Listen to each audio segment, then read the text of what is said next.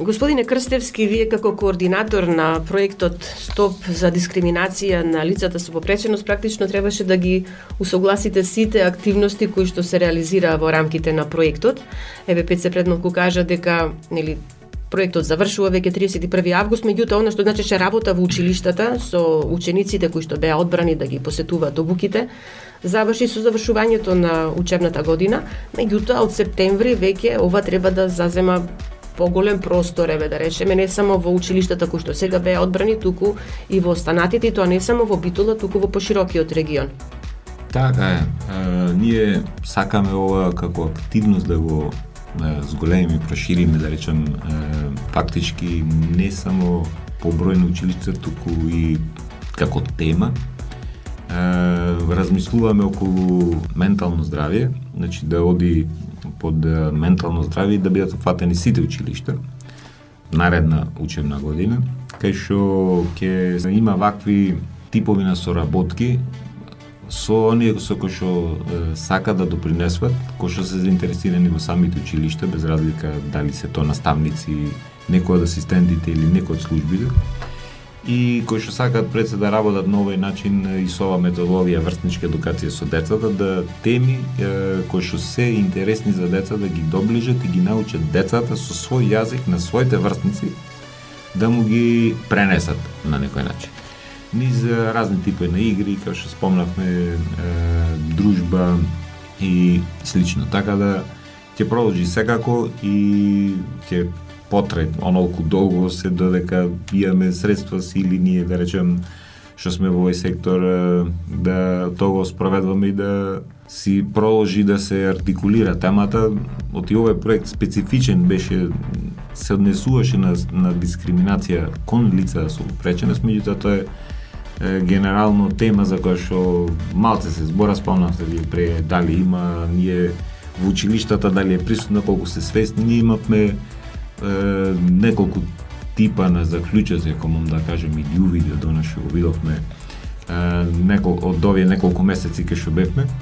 Од една страна, за некои одредени типи на активности кои што дискриминација се нема свест дека е тоа.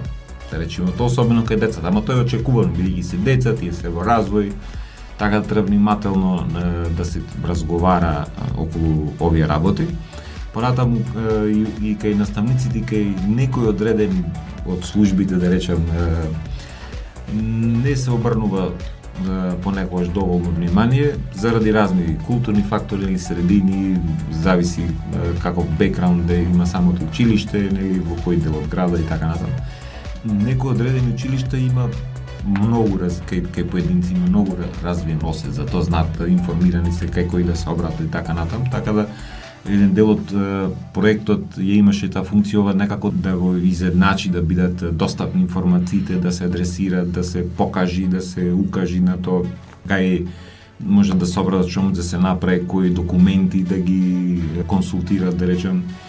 И во смисла сите работилници со повозрастните, во смисла со образовните асистенти, со службите ни беа во смисла на охрабрување.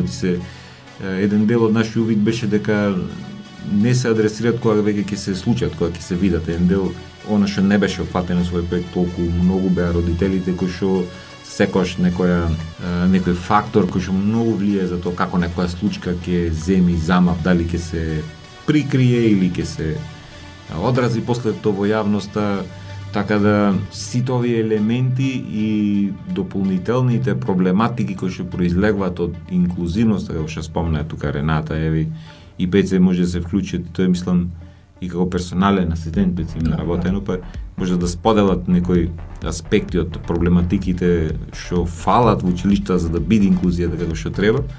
Во секој случај да се возрастните, како што реков, образовните асистенти и служби да се охрабрат да го адресираат ова и да го разберат на правилен начин и кај да се консултират кога веќе ќе се појави случај, особено во консултација со родителите, бидејќи таа функција има комисијата за спречување и заштита на дискриминација, така да сега почнуваат да се средбат малку закони, има сега почнува да се то прецизира, да речем, доправа и самите служби се запознават и кој што спомнав, функцијата беше на овој проект и тоа да се доближат и причината зашто и на крај како поракано нели за Битола бевме одбрани што во Битола малку на оваа тема се има работено со училиштата, иако и ова не беше нешто особено многу, меѓутоа доволно како старт, како да речем, почеток, да. за во наредните неколку години да се надоврзиме, да речеме со се ова и да се има некој консензус, да бидат познати, да не бидат табу, да не биде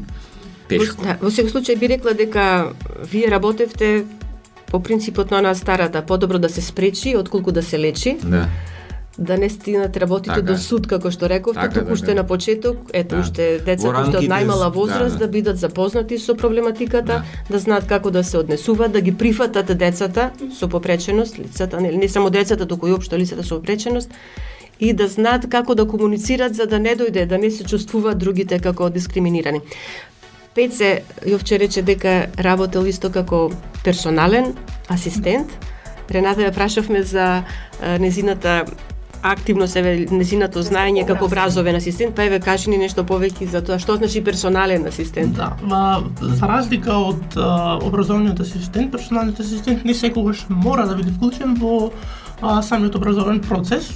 Во Битола имаме неколку случаи каде персоналните асистенти се вклучени во образовен процес. Зашто значи тоа, доколку пример, образовните асистенти се тука да му помогнат во учењето на материјалот на некој начин на детето, ние сме тука да му помогнеме во секојдневниот живот и одењето на училиште, па доколку има потреба во извршување на физиолошки потреби, препречување на бариери, доколку тоа што спомнав, во моментот дури јас работев како персонален асистент, работев во училиште со дете, се стекнувавме од секаков вид на бариери, без разлика дали тоа била масата неправилно наместена за да се прилагоди на неговите потреби, нема адаптиран тоалет за него, паркирана кола пред самата пристапна рампа, па се случваат некои адхок работи кои се спонтани и мора да се снаоѓаме. Но исто тука, како образовните асистенти, не сме ние тука да му скроз завршиме работата, односно треба да му дозволиме на самиот корисник да си стекне некаква независност, да му дозволуваме работите што може да ги прави самиот, а не да ги извршуваме ние за корисникот. Така да тука единствената сличност во работата е што му ствараме некаква независност на самиот корисник, а и олеснуваме работата на самите родители, бидејќи сега свесни сме дека самите родители, доколку е еден целосно фокусиран на детето, иако законот му дозволува работење со работа од скратено време до 4 часа, потребно е дополнителни финанси и дополнителна помош во секоја куќа, така да од тој аспект тука сме блиску со работата. Сега кратко би сакала да се надоврзам дека исто така е многу важно ова прашање, дека не постои системско решение во однос на прашањата за образовни асистенти во средно образование. И тука веднаш доаѓа прашањето што со моето дете кога ќе заврши основно образование. Затоа најголема важност е да има пристап секој дете кој што има потреба од образовен асистент или личен асистент, да има можност да има пристап до истиот. Тоа сакав само да го кажам. Да. Сега кон крајот уште едно прашање за вас двата, значи за Пеце и за Рената. Едниот како персонален асистент, а другиот Рената како образовен асистент. Има ли заинтересираност меѓу младите, па и повозрастните, кои што би сакале или би можеле да се вклучат во ваква работа како што вие сте решиле? Образовен асистент, персонален асистент, има потреба сигурно, но има ли доволно луѓе кои што би сакале и би можеле да се вклучат во сето тоа? Тешко прашање, бидејќи откако јас престанав со работата како персонален асистент, корисникот кој работеше со мене, бидејќи сепак јас работев со 10 годишно дете, корисникот не може да најде соодветен асистент на неговите потреби, бидејќи сите асистенти кои се најчесто жени кои се околу 40 година од нивни живот, па малце е покомплицирано да стапиш во таква комуникација како што бев јас да речам поврзан со самото дете. Бидејќи и како волонтер во Црвен крст ги гледам работите, бидејќи Црвен крст е едукатор за персоналните асистенти во голем дел од општините и лицензиран обучувач. Во Црвен крст гледам многу малце млади, односно до сега лицензирани млади биле, мислам, јас и уште двајца, од кои ни јас ни другите луѓе не работиме повеќе со тоа, бидејќи најголемата проблематика е дека не сме осигурани. Здравствено.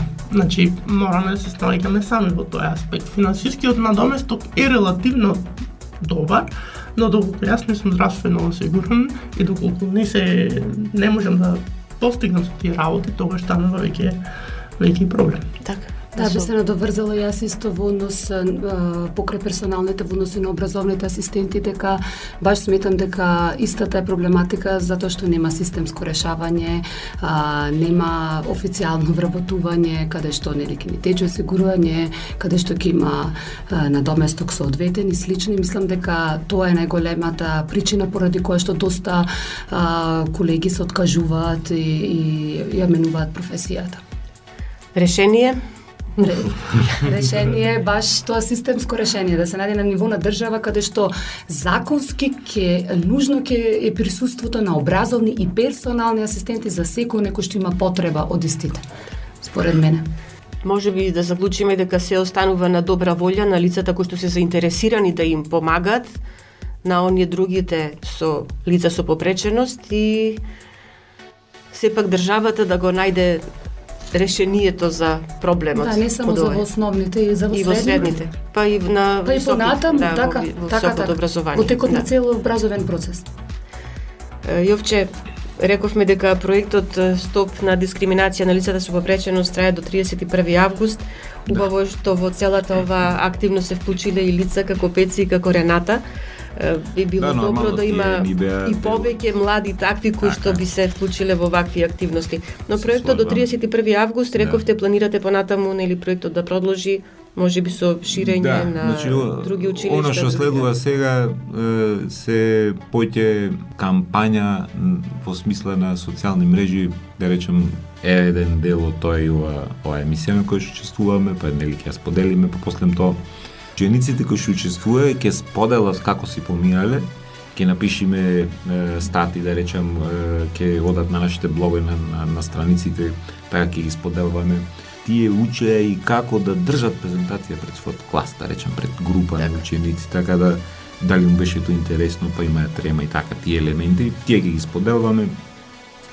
И ќе се осврниме сега поќе на тие елементи кои што се извадоци од закони и од прописи, да речем, убаво дизајнирани како слики, ќе ги шероваме, ќе ги споделуваме, да речем, на социјалните мрежи до крајот и пред крајот на август ќе видим сега тоа временски како ќе се овозможи, ќе сите што учествувале, сакаме уште еден голем настан направиме во смисла да доделиме сертификати за учениците кои што учествуваа, да ги пофалиме и да се заблагодариме на сите кои што придонесоа, кои што се реши да бидат дел во таа смисла училиштата, нели?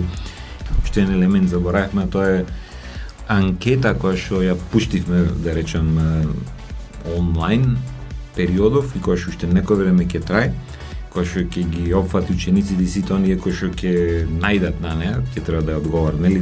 Тој ќе покаже известна тема, на кој начин нешто да се гледа, се размислува. За да можете понатаму и да делувате во тие насоки. Да, во смисла да како мини некој не е баш типично класично научно истражување или некако посматрање на она што е како тема присутно, да речем, за сите овие проблематики, за да видиме на кој ниво резонира можда известна, некако показател на кој ниво резонира можда градот околу овие проблематики. За кој што реков, во наредна година под ментално здравје се опфати ова и други некои теми кои што се релевантни да ова како методологија во смисла на врсничка едукација и начин како овие теми и можда многу други, не само дискриминација, ќе се обидиме да ги ставиме во смисла да бидат дел од работа со деца спрема таа врсничка методологија блиску до нив и да може да го споделат со своите врсници. И самиот рековте дека ова е на некој начин кампања во општина Битола за Стоп за дискриминација на лицата со попреченост и еве можам на крајот да кажам дека ми е драго што и Универзитетот Свети Климент Охридски Битола преку Универзитетското радио УКЛУ ФМ Битола на некој начин се вклучи во вашата кампања.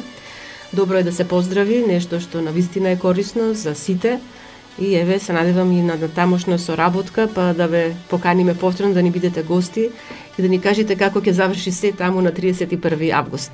Така е. Во таа смисла сме благодарни сепак што ова е некој канал наш за да дојдеме и до студентите на некој начин и да бидиме дел од повисокото образование во смисла да се слушни гласот. Ние сме благодарни што Укло FM излезе во пресвет за ова работа, да се слушни фактот дека се работи на тема на освестување на дискриминацијата со училиштата и со учениците во нашиот град и да сето се подигни на многу повисоко ниво него ли што е. Ви благодарам на тројцата што бевте гости во програмата на Универзитетското радио. Ќе ви посакам добро здравје и успешна работа и понатаму, да не радувате со продолжување на проектот и понатаму, нели? Да. И да се вклучат што поголем број лица во кампањата против дискриминацијата на лицата со попреченост. Благодарим и на вас за одвоеното време и место за да можеме да направиме на некој начин промоција на нашиот проект и промоција на значењето всушност на дискриминацијата. Благодариме на поканата. Добро, ви благодарам уште еднаш. Почитувани слушатели, само да ве потсетам дека тонската реализација направи Љупчо Цветковски, а разговорот го водеше главниот одговорен уредник на Универзитетското радио Укло FM Битола, магистер Сонја Тантарова Груевска. Ви благодарам уште еднаш.